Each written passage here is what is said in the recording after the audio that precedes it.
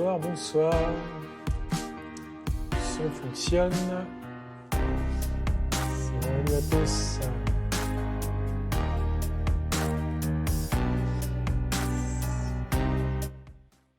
Salut, bonsoir. Comment allez-vous? Alors, on va checker.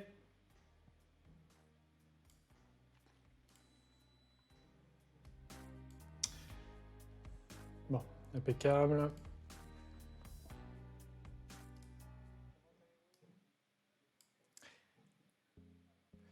On va baisser un petit peu la musique.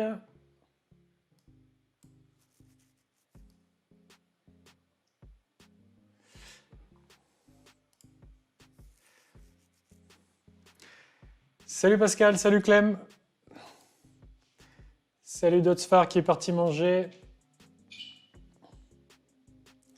Salut Massé Ferguson. Salut Track. MF. Salut 14 Munchi. Xiv. Bienvenue. Bon, je reviens un petit peu de congé. C'était simplement un petit... Je ne vais pas rester longtemps avec vous. C'était pour vous faire un petit coucou, voilà. Et puis vous expliquer un petit peu ce que j'ai vu là-bas en Savoie pendant mes quelques jours de vacances. Vous avez dû le voir, j'ai été avec Alex. Salut Benard. Salut Ben.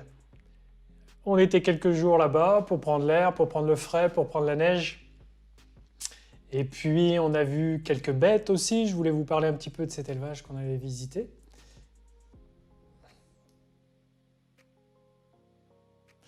Parce que, donc, on a fait un appel en début de séjour sur Instagram pour savoir s'il y avait des éleveurs dans le coin, car là-bas, c'est quand même une région d'élevage. Hein. Donc, on a appelé notre communauté à savoir si... il y avait des élevages à visiter. Certains d'entre vous, et je vous remercie, nous ont contactés pour visiter, mais un petit peu à 1 heure de là où on était. On était dans les Trois-Vallées. Salut Elliot. Et du coup, ça faisait un petit peu loin. On a réussi à trouver une exploitation en les appelant. Et puis, cependant, bon, on n'a pas pu filmer. On a pris quelques photos. Et on a visité un élevage de Tarentaise. Salut Vincent. Donc, je ne serai pas long ce soir. Voilà, c'était pour vous faire un petit coucou. Il ne s'est pas passé grand-chose sur l'exploitation parce que j'y étais pas. Donc forcément, j'aurais pas grand-chose à vous raconter. On va regarder quand même les commentaires de la vidéo de mardi où je fauchais la luzerne pour faire un petit peu de nettoyage. Et donc, il y a quelques questions qui ont pu être posées dessus. Je voulais vous parler de ça. Et ensuite, ce live Twitch, je précise, je le mets sur YouTube et je le mets en commentaire de la vidéo de mardi dernier. Donc comme ça, les gens dans le futur, s'ils ont d'autres questions et puis s'ils veulent voir une réponse, mes réponses à leurs questions, elle apparaît dans la zone commentaire de la vidéo en question, la vidéo de mardi dernier sur la chaîne agricole. Donc bonsoir à tous. Bon, vous êtes en train de dîner, j'imagine.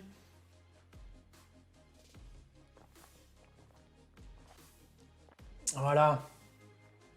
Donc, comment ça va, vous ? Donc nous, là-bas, il a neigé comme pas possible. Mais bon, voilà, c'est la montagne, c'est normal.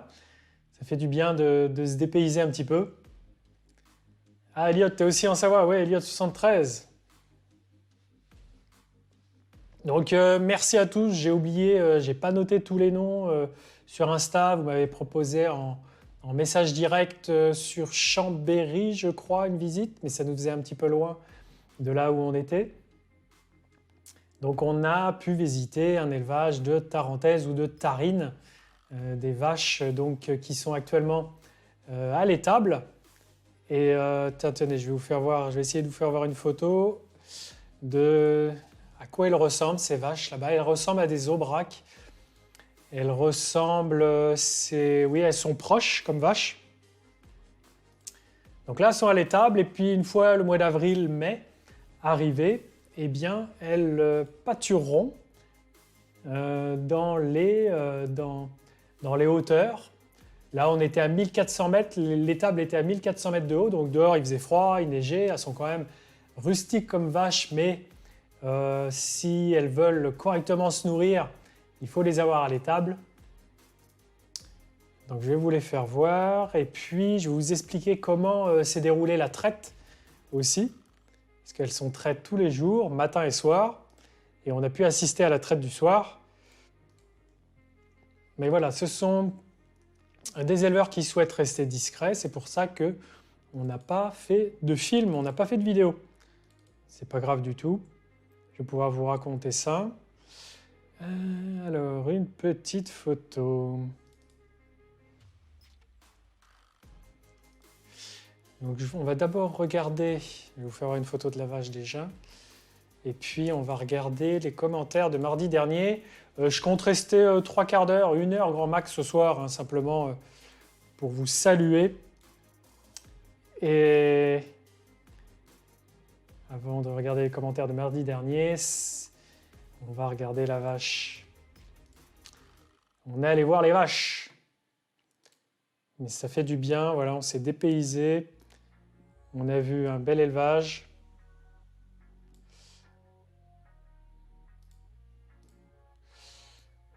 Tac. Alors, on va y arriver. C'est pas ma photo qu'il faut que j'enlève. Hop. J'avais pas prévu de vous la faire voir, donc c'est sur mon Instagram. Hein. Et puis, que j'avais communiqué sur la visite. Regardez. Voilà, une belle photo. Voilà, elles ont des cornes. Elles ne sont pas écornées. Donc là, elles sont actuellement à la traite. Derrière, vous ne le voyez pas, mais les éleveurs sont en train de faire la traite. Bon, je vous en parlerai un petit peu tout à l'heure. De comment se passe la traite, c'est pas banal, c'est une traite spécifique. Attendez, vous m'écrivez dans le chat que j'aille voir. Voilà. Donc c'est une race qui s'appelle la Tarentaise, elle s'appelle aussi Tarine. Et Tarentaise, pourquoi elle s'appelle comme ça? C'est le nom de la vallée. Elle porte le nom de la vallée dans laquelle elle est élevée. Voilà, c'est la vallée de la Tarentaise.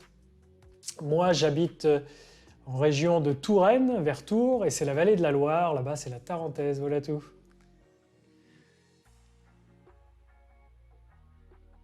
Ça change un peu des céréales. Émerveillé par les vaches. Ouais. Là-bas, elles doivent traire aux pipines. Aux pipines, donc ça veut dire, c'est la traite particulière que je veux vous parler. Je pense que c'est ça dont tu veux parler. Il n'y a pas de salle de traite. Il traite en s'approchant des bêtes. Salut Sylvain. Ouais, elles se sont bien passées. Je ne me suis pas cassé de jambes, je ne me suis pas cassé de genoux. C'est bien passé. Pipeline. Ah oui, voilà, c'est pipeline que tu veux dire. Merci Skyzo. Donc, ouais, c'est pas pipine, c'est pipeline que tu voulais dire, Vincent. C'est ça. Il y a un tuyau qui parcourt l'étable. Les vaches sont attachées. Elles ne circulent pas. Et l'éleveur se faufile entre les vaches avec l'outil, la treilleuse, je pense qu'on appelle ça comme ça. Il branche son outillage de traite au pipeline, au tuyau qui traverse la salle, l'étable. Et à chaque vache, voilà, il branche et il met...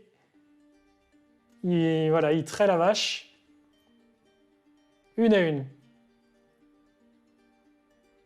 C'était impeccable, merci Nico. Ouais, c'était super les vacances, ça fait du bien. On n'est pas resté une semaine entière. On a profité de la neige, on a marché, on a bien mangé, on a bien bu.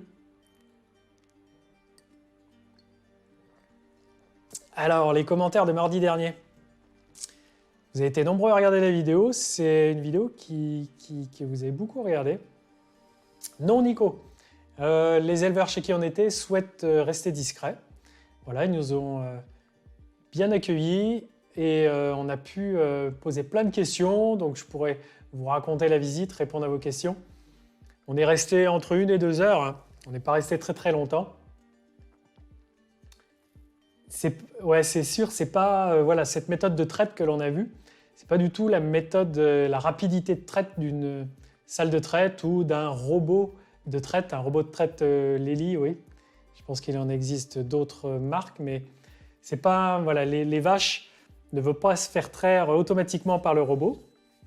L'éleveur se faufile dans chacune des bêtes, il nettoie les pies, et donc c'est plutôt long, laborieux. Et voilà, c'est une méthode de traite comme d'autres qui existent. Voilà. Pipeline, voilà, c'est ça. Donc pas de vidéo prévue, on a pris quelques photos, là je vous en ai montré une de la vache. Et voilà, il doit y avoir entre 5 et 10 000 bêtes comme celle-ci dans la vallée de la Tarentaise. Elles sont élevées jusqu'en Suisse et Italie, je crois, cette race-là. Et donc voilà, une vache que je ne connaissais pas. On ne connaissait pas le nom. Voilà, on a découvert, c'était très cool. À chaque fois que je me déplace quelque part, que ce soit à Malte, mes derniers congés, je les avais pris à Malte, l'île de Malte, et pareil, j'avais fait un petit reportage là-dessus. Je n'avais pas rencontré de paysans, mais j'avais pu raconter un peu l'agriculture de là-bas. J'aime bien m'intéresser à l'agriculture là où je me déplace. Les commentaires de mardi dernier, allons-y. On va passer rapidement, je ne vais pas rester longtemps ce soir.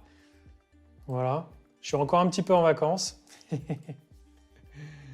Alors, les commentaires de mardi dernier. Ah oui, on va descendre un petit peu. Vous avez beaucoup aimé cette vidéo. Alors, oui, Hervé. Hervé, ici, me demande pourquoi je n'ai pas choisi de la désherber, la luzerne, parce que là, je l'ai fauchée pour tuer les mauvaises herbes. Les herbes comme les repousses de févrole, les repousses de colza, les repousses de blé. C'est une solution, le chimique. Il y a des désherbants qui existent. Cependant, cette luzerne, je la consacre à une surface d'intérêt écologique. C'est-à-dire, ça fait partie de mes 5% de superficie. C'est-à-dire mes 8, c'est combien d'hectares? Ouais, 8-10 hectares qui sont en surface d'intérêt écologique. C'est inclus dans la politique agricole commune, la PAC. Si je tiens à prétendre au paiement vert, c'est-à-dire que je reçois de l'argent de la part de l'Europe, c'est une subvention. Pour pouvoir en profiter, j'ai une superficie, on va dire vert, qui n'a pas de traitement phytosanitaire, de produits phytosanitaires dessus, donc il faut que je désherbe en mécanique. Donc pas de traitement chimique pour la désherber sur cette surface. Donc ça, c'était une question importante, c'était du coup une réponse importante, et elle est revenue plusieurs fois dans les commentaires, donc c'était important que je vous réponde ici. J'étais, Alex en avait parlé, du côté de Méribel, Elliot. Alors non, on va revenir après aux éleveurs, mais non, pas céréaliers du tout. Ils nourrissent leurs vaches surtout donc, au fourrage, aux prairies naturelles. Donc ce n'est pas des prairies, ce n'est pas des surfaces qu'ils vont semer. Ça va vraiment être les herbes naturelles qui poussent sur leur terre, qui vont faucher avec des tracteurs spécifiques. Et j'ai oublié la marque. C'est du coup des tracteurs avec une largeur de roue, enfin, avec un point de gravité plutôt bas pour éviter que ça vire, parce qu'il y a beaucoup de pentes là-bas. Donc c'est tout ça qui est intéressant à vous parler, puis qu'on a appris. Bon, j'ai oublié pas mal de choses, parce qu'on a parlé de beaucoup de choses. Et exactement, oui, Sylvain, tu en parles. L'été, la traite s'effectue aussi, mais elle est complètement différente.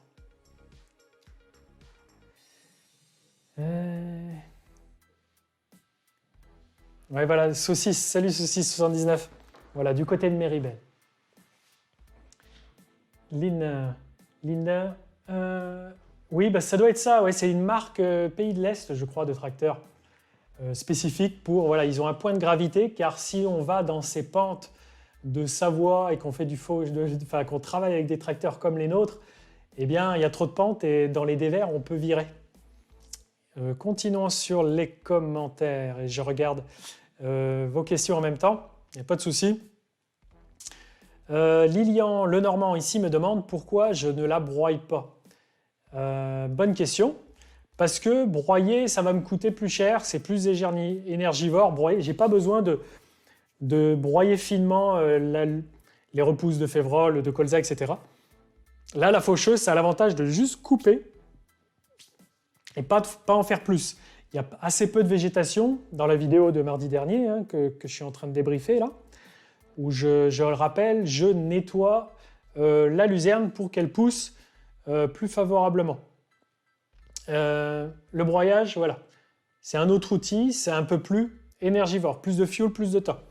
Que là, avec un 55 chevaux, je coupe net, et là, la végétation elle est au sol, elle sèche, et elle va se désintégrer très vite. Pour quand le nouveau casque CVX 175? C'est pas prévu d'acheter un nouveau tracteur. Ah oui, merci Alain. Donc là, Alain me conseille de m'adresser aux jardineries pour changer le caoutchouc de la faucheuse. Vous avez vu qu'il a duré 1 an, là il est en train de se disloquer. Là, le caoutchouc noir qui se disloque et qui ne dure pas, c'est un caoutchouc qui sert comme plan de travail pour les ateliers. Donc ça marche à l'intérieur, mais en extérieur, ça ne tient pas. La preuve. Bon, ça m'avait coûté quoi? 80 € je crois de le changer. Bon, bah, j'ai rebelote, j'ai plus qu'à refaire ça. Tu as mis de l'engrais solide, oui, sur la luzerne, oui. J'ai mis un engrais de fond. Je ne sais plus si j'ai mis de 0,20-20 ou du super 45, j'ai un doute. Mais pour ça, pour répondre à ta question, Dani, il faut regarder ma vidéo juste avant, où je fertilise la luzerne et la févrole. C'est la vidéo juste avant, sur le gel. Je ne sais plus quelle est la proportion de phosphore et de potasse que j'ai apporté sur la luzerne, mais oui, quelques semaines avant, j'ai apporté ça. Alors, que me dites-vous? Salut Arthur, bienvenue. Je reste pas longtemps, comme je vous dis. Tu es du côté de Courchevel. Et ouais, Elliot, donc c'était pas très loin. Ah, on aurait peut-être pu venir te voir. Tu as peut-être pas vu mon message sur Insta. C'est pas grave. À une prochaine. Mais quoique, à vol d'oiseau, ça fait pas loin. Mais pour rejoindre Méribel, là où on était, jusqu'à Courchevel, en voiture, ça doit faire un petit peu. Et puis, il neigeait, dès le lundi, il a neigé 30-40 cm. Et on n'était pas équipé comme il faut avec la voiture. Donc, on n'aurait peut-être pas pu te rejoindre. Salut. Salut François. C'était super sympa, Arthur. La Savoie, c'est sympa.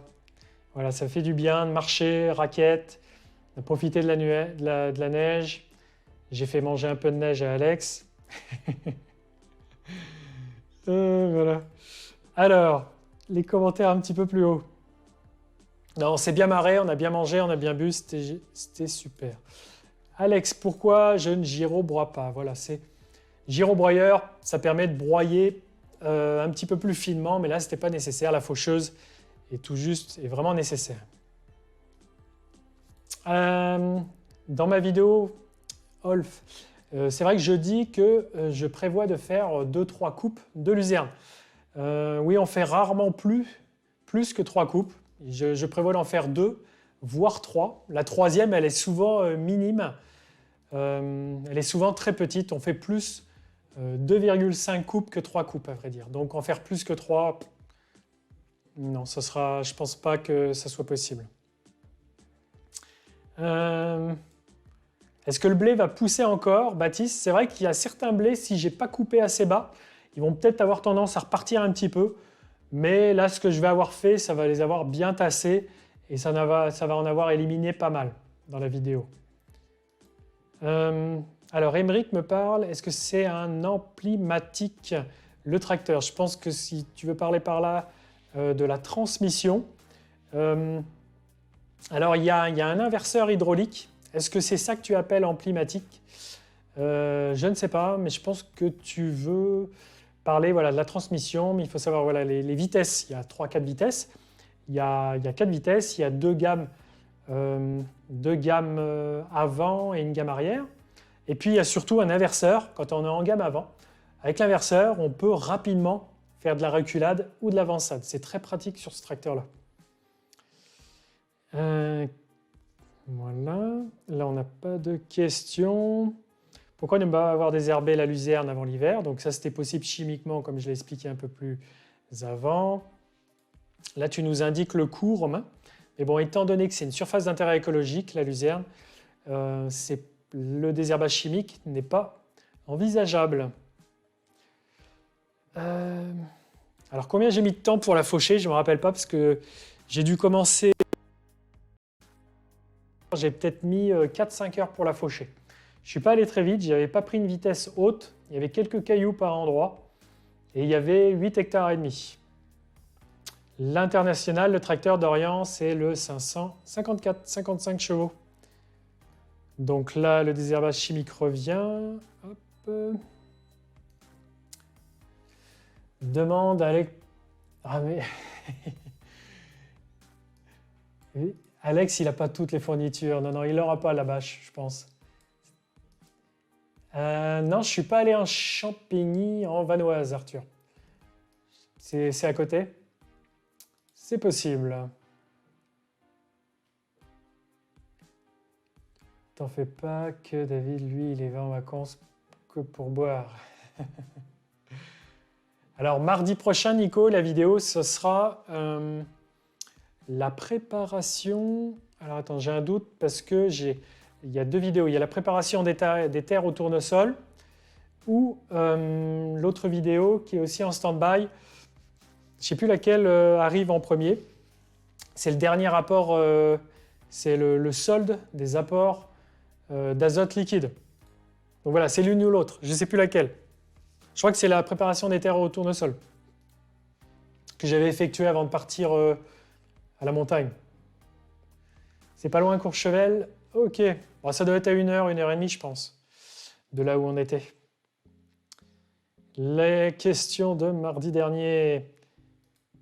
Salut David, tu fais pas ça au cases. Je comprends pas ta question, Mathieu.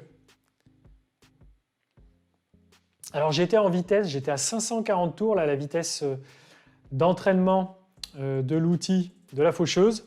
J'aurais pu me passer à 1000 tours, parce qu'il y a une sortie 1000 tours sur le tracteur.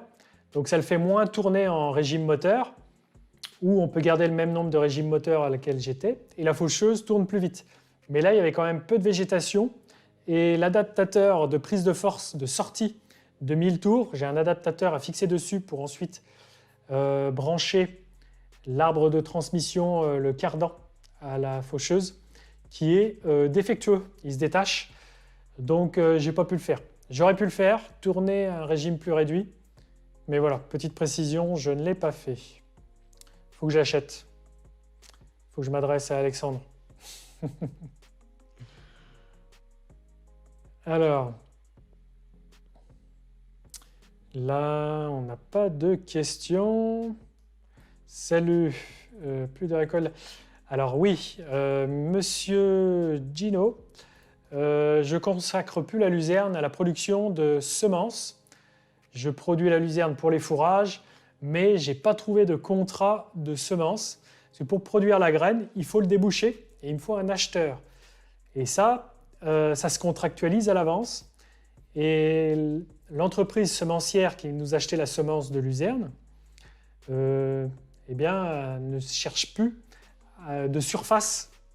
Elle ne cherche plus d'agriculteurs pour produire de graines, donc elle ne cherche pas à me faire travailler ou à faire travailler d'autres agriculteurs pour ça. Elle a suffisamment de surface chez d'autres agriculteurs, sûrement des contrats historiques. J'aimerais bien en faire à nouveau parce que c'est plus rémunérateur de faire la luzerne pour la graine que pour le fourrage. Mais bon, je tiens quand même à faire de la luzerne, même si ce n'est pas pour la graine. Je trouve ça intéressant pour le sol et les parcelles. Un échange luzerne-fumier.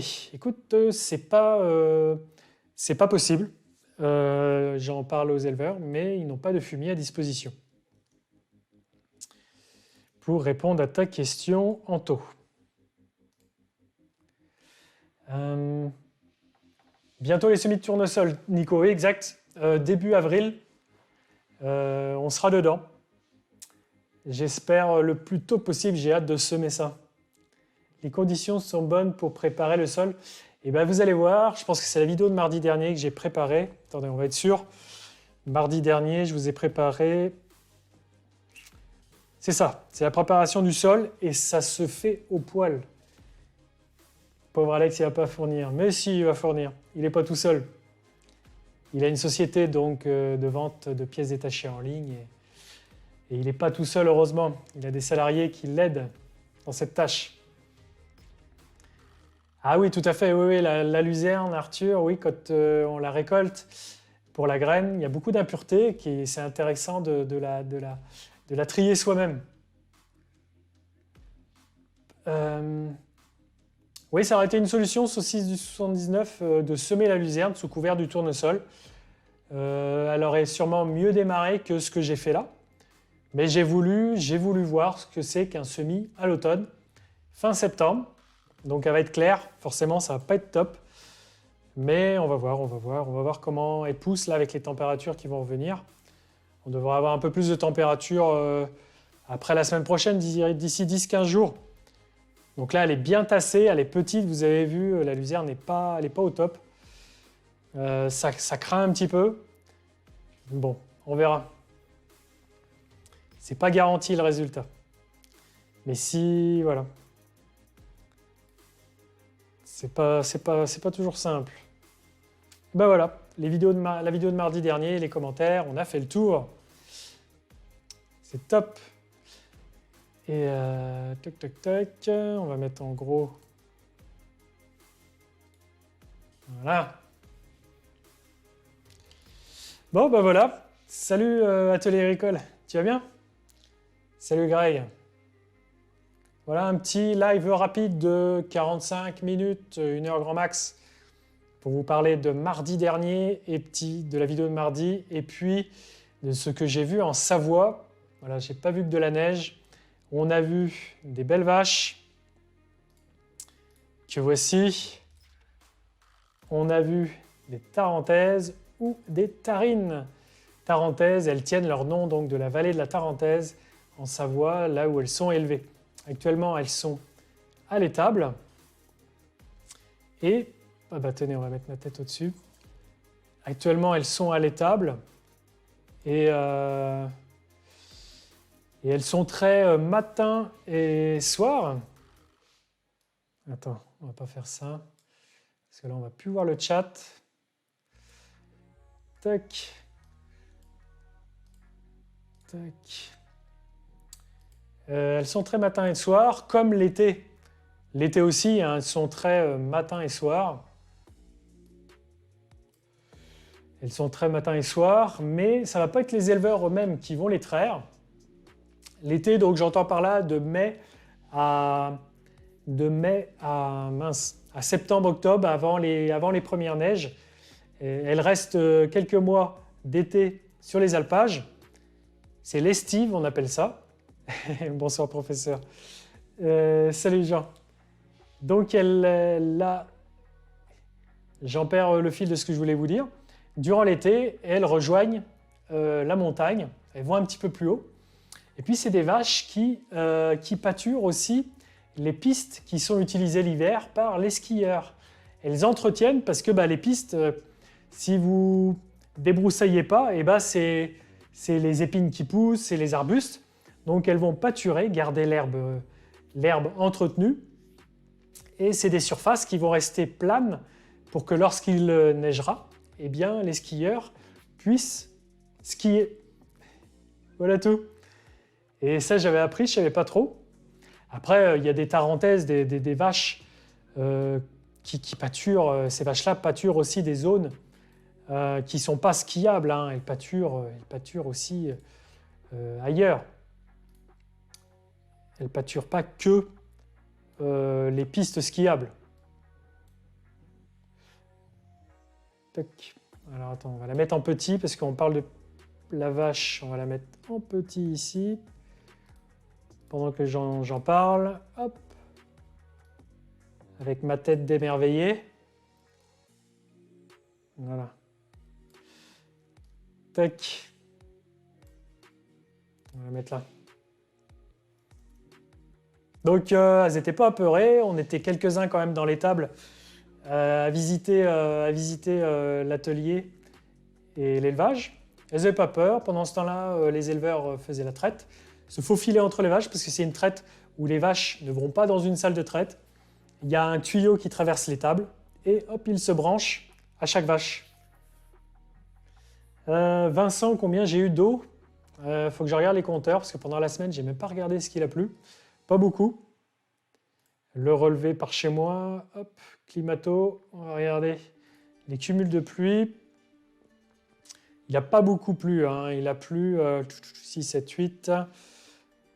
Ces 10 derniers jours, il a plu 15-20 mm. 20 mm depuis le 1er mars. Donc voilà, c'est pas beaucoup. Ouais, tout à fait, saucisse. C'est les mêmes photos, mêmes vidéos. Voilà, on n'a pas pris beaucoup de photos non plus. Surtout pris des photos des vaches, quoi. Donc voilà. Donc vache rustique qui produit en moyenne une vingtaine de litres par jour.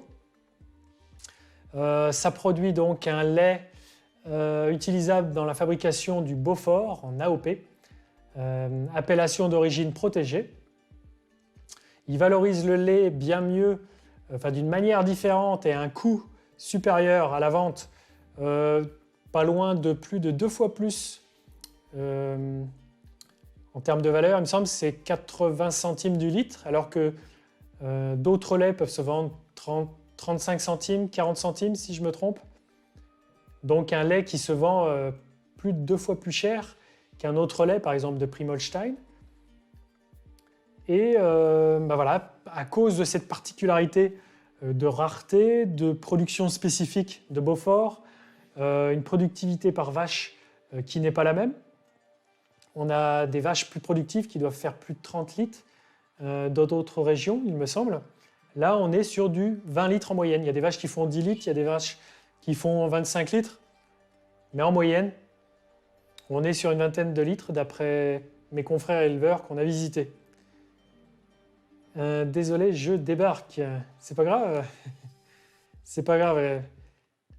Oui, ah bah c'était sympa. Non, mais j'ai pas raconté toutes les anecdotes qui s'est passées avec Alex. Hein. Forcément, il y en a eu. Non, c'était sympa. On a profité du froid. Enfin, pas profiter du froid, de la neige, des paysages. C'était bien. Saucisse, oui, pourquoi pas. Ça pourrait être des choses avec Alex. On a l'idée, et puis même moi, depuis longtemps, de visiter des élevages, visiter d'autres ateliers agricoles que le mien. Et on a des petites idées. Vous en saurez bientôt un peu plus. Vous verrez. En conventionnel, voilà, 35 centimes du litre et en bio, 45. Et là, le lait de Beaufort, le lait de cette Tarentaise, qui sera donc pour le fromage Beaufort, on est sur un peu plus de 80 centimes. Et voilà, c'est un élevage très particulier. On est à 1400 mètres de haut. C'est donc des quantités très réduites. Il y a des quotas. Donc voilà pour la production de lait de cette vache, de la manière dont elle pâture. Et actuellement, elle est à l'abri. Et ce qui est incroyable, à l'extérieur, là, on avait du 0, moins 2 degrés. Et dans les tables, je suis sûr, on était à 15-18 degrés. Et au-dessus de la vache, là, vous avez un plancher où il stocke le foin. C'est de ce côté-là. Il stocke le foin, non pas en bottes de foin, ils ne compriment pas le foin fauché. Ils le font sécher dans cette grange, au sec, sur ce plancher. Et ils font tomber la nourriture. On ne voit pas très bien, mais il y a un petit toboggan qui donne directement face aux vaches. Ils font tomber le fourrage de là-haut. Il est séché en grange là-haut, il est manipulé, je crois qu'il est manipulé par une griffe de temps en temps pour l'aérer. Et on a un foin naturel. Ce sont des prairies naturelles, elles ne sont pas semées avec des espèces particulières, c'est de la fauche et c'est des espèces spontanées qui sont fauchées au printemps et stockées ici. Et j'imagine, mais on n'a pas visité l'étage, que ça représente un volume important de fourrage. Salut Dotsfar. Non, on n'a pas fait de bêtisier. Non, on garde tout ça pour nous. Donc voilà pour ce petit élevage qui était très sympathique. Et on a adoré faire ça. J'aurais adoré faire un reportage dessus, raconter cette histoire, raconter cet élevage. Il y avait beaucoup de choses à dire, mais voilà, on respecte la volonté des éleveurs. Ils souhaitent rester discrets. Et c'est tout à leur honneur. Voilà. On profite de leur lait, de leur fromage, et ils font le travail en toute discrétion. C'est très honorable. Bah, avec grand plaisir, Saucisse, oui. Il y aura des choses peut-être qui se feront. Voilà, on souhaite, dans la mesure de notre temps disponible, j'espère visiter, vous rendre visite et puis raconter vos élevages, raconter vos cultures, tout ça, tout ça. Allez, patates douces vont bien, oui, ça va impeccable. Ça pousse doucement et sûrement. Voilà. Bon, bah écoutez, je vais vous laisser. Je vous avais dit, hein, c'est très rapide. Qu'est-ce que je peux dire d'autre sur l'élevage? La productivité, donc productivité réduite, je vous ai dit. Valorisation beaucoup plus chère. 1 litre de lait qui se vend beaucoup plus. Un fourrage plus naturel, pas d'ensilage, c'est-à-dire pas de maïs et pas... L'ensilage, on va stocker les fourrages de manière fraîche avec beaucoup d'eau, mais sous un milieu anaérobie refermé, soit dans de l'enrubanage. Donc tout ça, c'est sous plastique, que ce soit sur un tas ou sur des bottes de foin fermées derrière un plastique. Il n'y a pas ce type de nourriture. C'est vraiment un foin sec. Ce sera avec plaisir, Saucisse. Donc voilà, très sympathique. Est-ce que ça... Voilà, c'était sans grande prétention un petit live pour vous faire un coucou, puis vous dire que je suis toujours sur mes 2 jambes, qu'on ne s'est rien cassé et qu'on reprend le travail demain. Voilà, j'ai encore rien planifié de la semaine, ça va être un petit peu de mécanique, il va y avoir du démontage pour avancer sur un peu de mécanique sur la batteuse. Ça marche. Voilà, voilà. Bon, je vous tiens informé, je vous dis à mardi, on parlera donc préparation des terres au tournesol, et puis j'aurai sans doute des choses à vous raconter dimanche prochain. Je tâcherai de mettre dans la partie programmation de la page Twitch à quelle heure je ferai un live. Salut Lance. Donc voilà, c'était rapide, j'avais pas beaucoup de choses à vous montrer forcément. Salut Jean-Christophe. Ça marche, Saucisse.